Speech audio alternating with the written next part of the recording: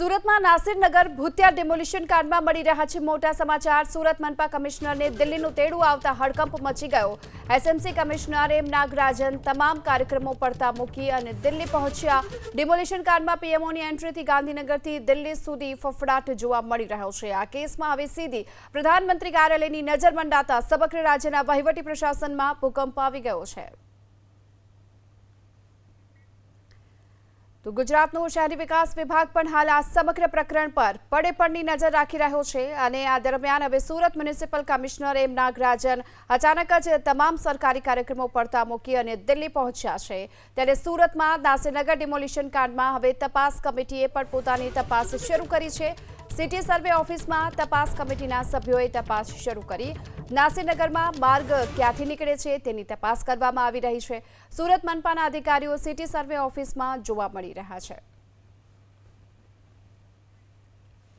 તો નાસિરનગરમાં માર્ગ ક્યાંથી નીકળે છે તેને લઈને હાલ તપાસ તેજ કરવામાં આવી છે। તપાસ કમિટી આ અંગે તપાસ કરી રહી છે।